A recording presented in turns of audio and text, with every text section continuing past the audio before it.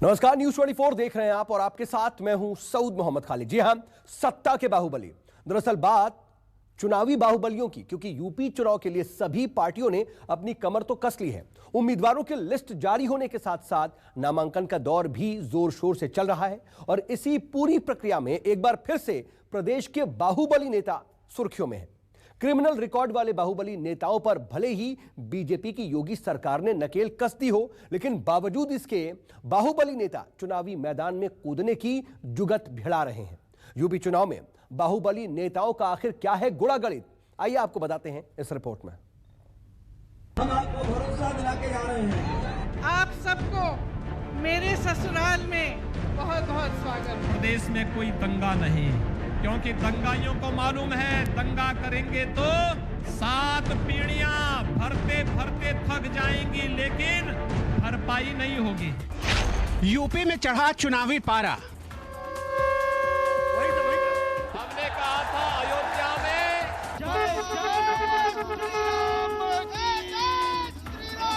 मैं लड़की हूँ, लड़ सकती हूँ।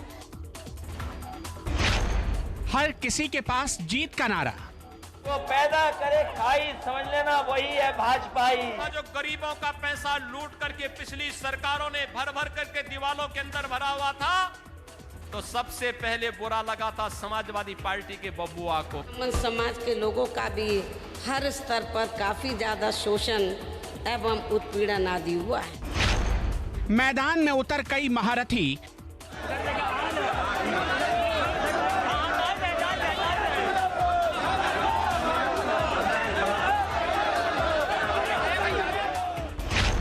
बाहुबलियों पर भी नजर टिकी।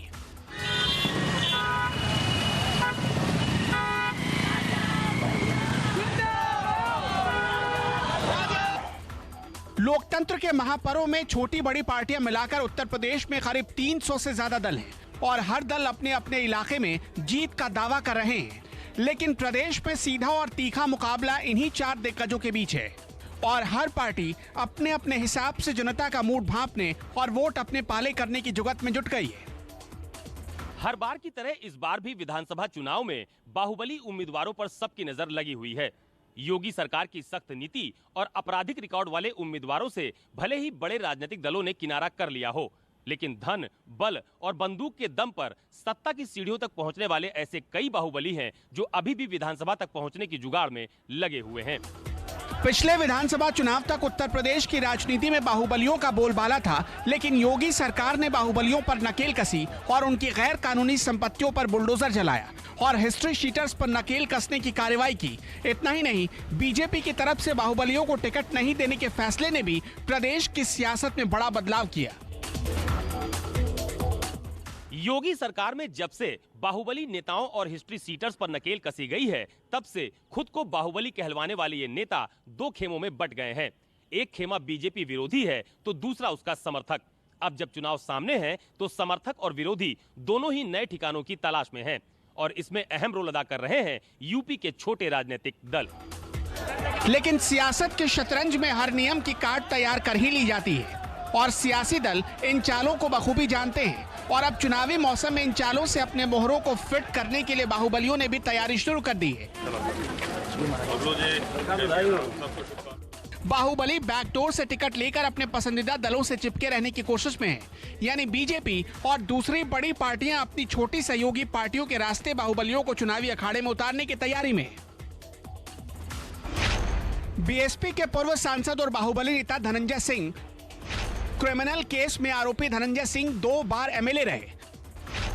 2009 में सांसद बने और 2011 में बीएसपी से निकाले गए। अब बाहुबली धनंजय सिंह का झुकाव बीजेपी की तरफ है। धनंजय सिंह अब अपना दल एस से चुनाव लड़ सकते हैं। मल्हान सीट पर उन्हें निषाद पार्टी भी चुनाव लड़ा सकती है। साफ है, बीजेपी से धनंजय सिंह को टिकट मिलने का कोई चांस नहीं, इसलिए वो अपना दल एस और निषाद जैसी छोटी पार्टियों के संपर्क में है। इतना ही नहीं, धनंजय सिंह के करीबी अजय सिंह सिपाही और अतरौलिया से अखंड सिंह भी निषाद पार्टी के ही संपर्क में बताए जा रहे हैं। बीकापुर से बीएसपी के पूर्व विधायक जितेंद्र सिंह बबलू हैं। बाहुबली जितेंद्र सिंह बबलू पर कई क्रिमिनल केस दर्ज है। जितेंद्र सिंह बबलू बीजेपी में शामिल होने में नाकाम रहे और अब निषाद पार्टी के टिकट पर चुनाव लड़ने की कोशिश में हैं। पूर्व एमएलसी बाहुबली विनीत सिंह भी चुनाव लड़ना चाहते हैं। विनीत सिंह अपना दल एस से टिकट की जुगत में है। इसके अलावा वाराणसी से निर्दलीय एमएलसी बाहुबली ब्रजेश सिंह भी टिकट के लिए लाइन में है। माफिया से नेता बने मुख्तार अंसारी चुनाव लड़ सकते हैं। एसबीएसपी के प्रमुख ओम प्रकाश राजभर ने अंसारी को टिकट देने के संकेत दिए हैं। दूसरी तरफ अयोध्या की गोसाईगंज से विधायक रहे अभय सिंह, सुल्तानपुर के बाहुबली चंद्रभद्र और यशभद्र सिंह, आजमगढ़ के बाहुबली रमाकांत और उमाकांत यादव भी छोटी पार्टियों से आस लगाए।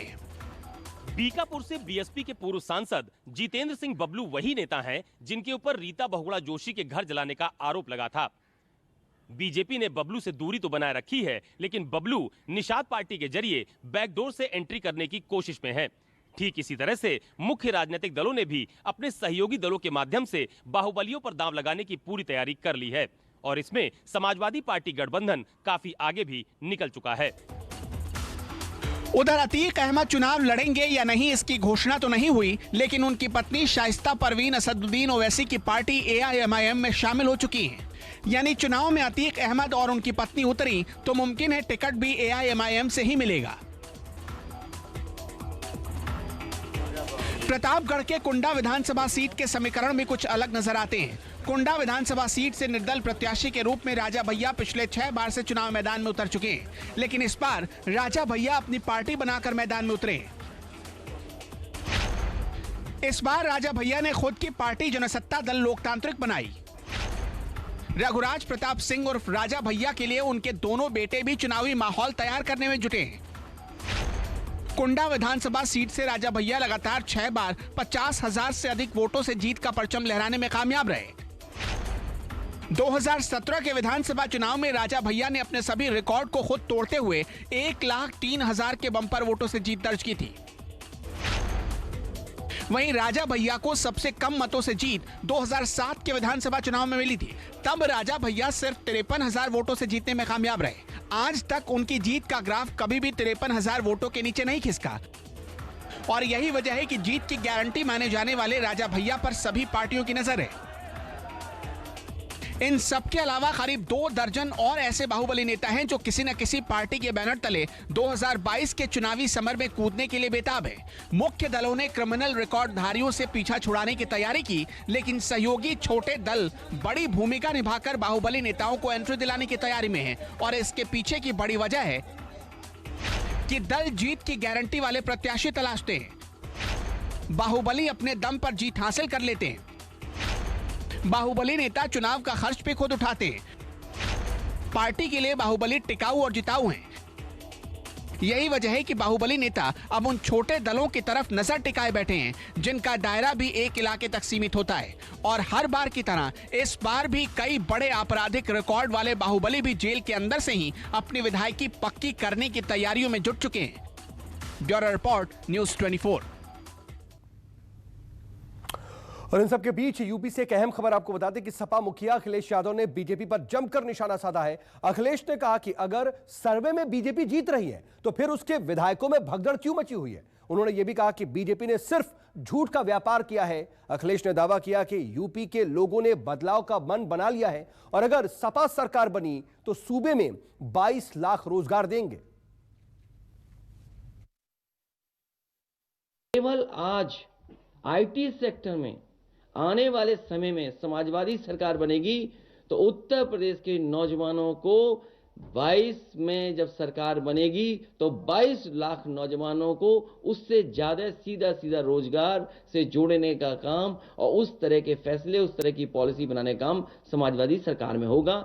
इसलिए नौकरी और रोजगार संकल्प श्रृंखला में पहला ये है आईटी सेक्टर में कि समाजवादी सरकार बनेगी तो 22 लाख बच्चों को इससे सीधा कैसे उन्हें नौकरी मिले, रोजगार मिले, उसके लिए सरकार काम करेगी। और जो पार्टी जिस सरकार में 18 लाख से ज्यादा लैपटॉप बांट सकती है तो 22 लाख रोजगार देने में और उस दिशा में काम करने में समाजवादी लोगों को समय नहीं लगेगा। इसलिए 22 का रोजगार के लिए, आईटी सेक्टर के लिए केवल पहला संकल्प है कि 22 लाख नौजवानों को जो प्रोफेशनल होंगे, क्वालिटी जॉब होगा, एजुकेशन जो कर क्या इंजीनियरिंग करें, उनको नौकरी देने, रोजगार देने का काम हमारी सरकार में होगा, उस दिशा में काम करेंगे। उत्तर प्रदेश की जनता विकास और खुशहाली चाहती है। उत्तर प्रदेश की जनता ने बदलाव का मन बनाया है। ये जो आप थर्ड फ्रंट की बात कर रहे हो, जो डबल इंजन की सरकार है, केवल एक बिहार से गाना आया था उससे घबरा गई। आगरा है, बरेली है, या आजमगढ़ हो सकता है, बनारस हो सकता है, आपका गाजीपुर हो सकता है। जब एक्सप्रेसवे गाजीपुर तक पहुंच गया है, और अगर हमारी समाजवादी पार्टी का जो पुराना मैनिफेस्टो था जो 2017 में था, अगर आप उसमें देखेंगे तो कई जगह हम लोगों ने शहर चिन्हित करके कहा कि इनमें भी आईटी हब बन सकते हैं। तो क्यों नहीं पूर्वांचल में जा सकता है? और पूर्वांचल में ज़रूरत है, क्योंकि ट्रेनिंग इंस्टीट्यूट ज़रूरत है। 12th के पास करने वाले बच्चों को क्या नौकरी रोजगार मिल सकते हैं। नमस्कार, मैं हूं मानक गुप्ता। अगर आपको हमारा ये वीडियो पसंद आया हो तो इसे लाइक और शेयर जरूर करें, और हां, हमें सब्सक्राइब और फॉलो करना ना भूलें ताकि आप देश और दुनिया की कोई खबर मिस ना करें। तो जुड़े रहिए हमारे साथ और देखते रहिए News 24।